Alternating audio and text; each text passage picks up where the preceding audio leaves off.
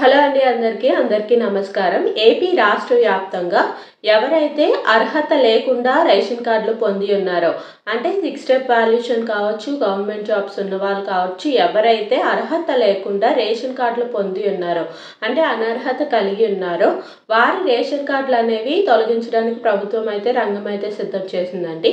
అలాగే ఇప్పటికే రాష్ట్ర వ్యాప్తంగా 1,46,22,000 మందికి పైగా రేషన్ కార్డులు ఉన్నాయి. అయితే వారిలో ఈకేవైసీ మాత్రం 1,23,00,000 వరకే జరిగిందండి. అయితే మిగిలిన వారికి ఈకేవైసీ అనేది జరగలేదు. అంటే ఇంకా 23 లక్షల మందికి ఈకేవైసీ అనేది జరగలేదండి. అలాగే కొంతమంది ఈకేవైసీ వేస్తుంటే వాళ్ళకి ఆధార్ ఇన్వాలిడ్ అని వస్తుంది.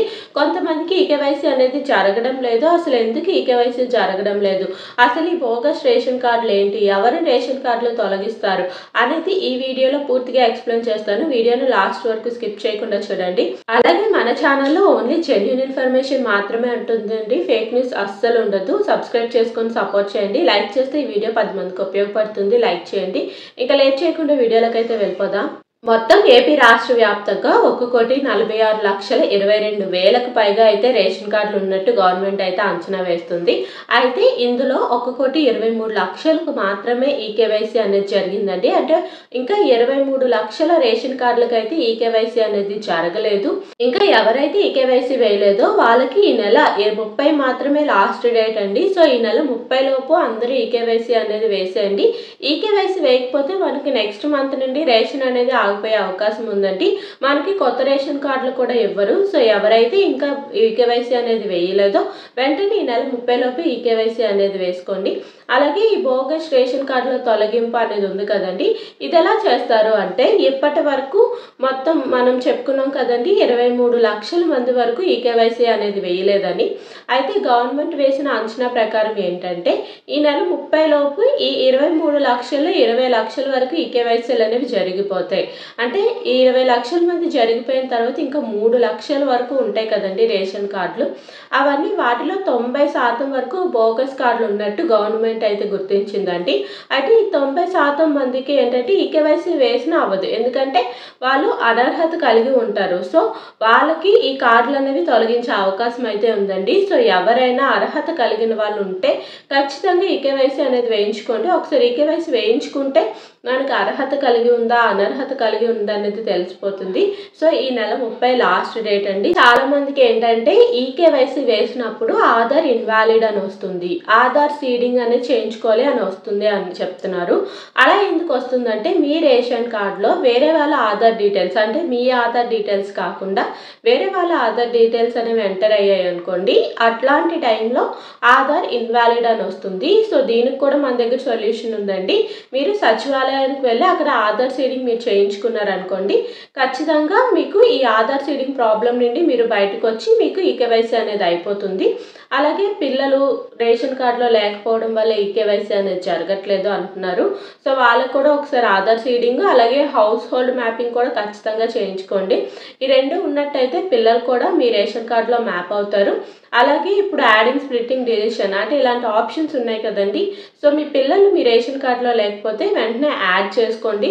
అలాగే వాళ్ళకి ఆధార్ అవ్వకపోయినా పర్లేదు, ఆధార్ ఫింగర్ ప్రింట్, ఎందుకంటే సన్ ఆఫ్ అంటే పేరెంటల్ ఆథెంటికేషన్ ఉంటుంది కదండి. సో దానివల్ల సన్ ఆఫ్ డాటర్ ఆఫ్ అని అంటే 5 years లోపు పిల్లలకి నేను చెప్పేది, 5 years కన్నా ఎక్కువ పిల్లలకి అయితే ఈకేవైసీ అనేది చేయించాలి. బాగా అర్థమైందని అనుకుంటున్నాను. ఆధార్ ఇన్వాలిడ్ అని వస్తే సచివాలయంకి వెళ్ళి ఆధార్ సీడింగ్ చేయించుకోండి. పిల్లలు ఒకవేళ రేషన్ కార్డులో యాడ్ అవ్వకపోతే వెంటనే వాళ్ళని యాడ్ చేసుకోండి.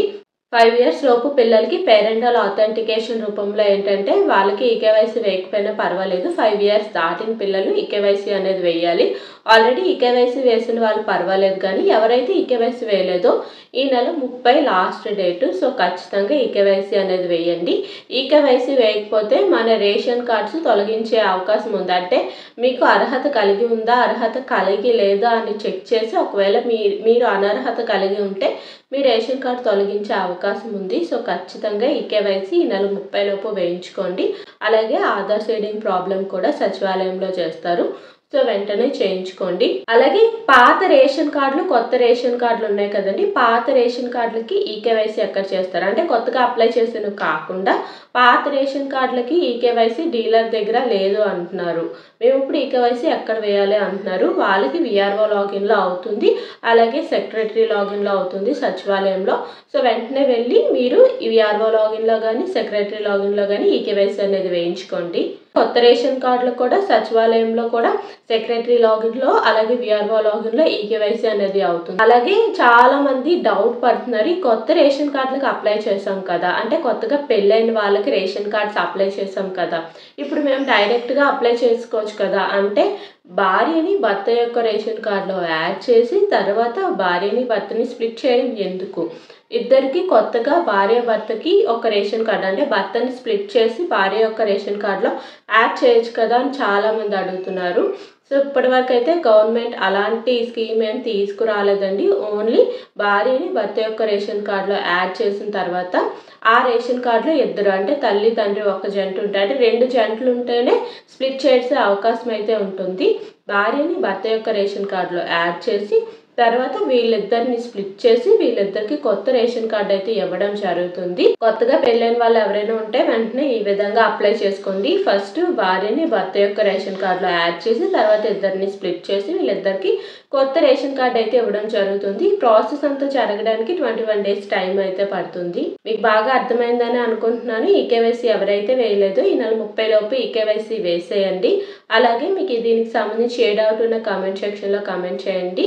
ఏపీ స్కీమ్స్ సంబంధించి రేషన్ కార్డ్స్, తల్లికి వందనం దేనికి సంబంధించిన డౌట్ అయినా నేను క్లారిఫై చేస్తాను. ఈ వీడియో చాలా మందికి యూజ్ అవుతుంది. షేర్ చేయండి, లైక్ చేయండి, సబ్స్క్రైబ్ చేసుకోండి. Thank you for watching.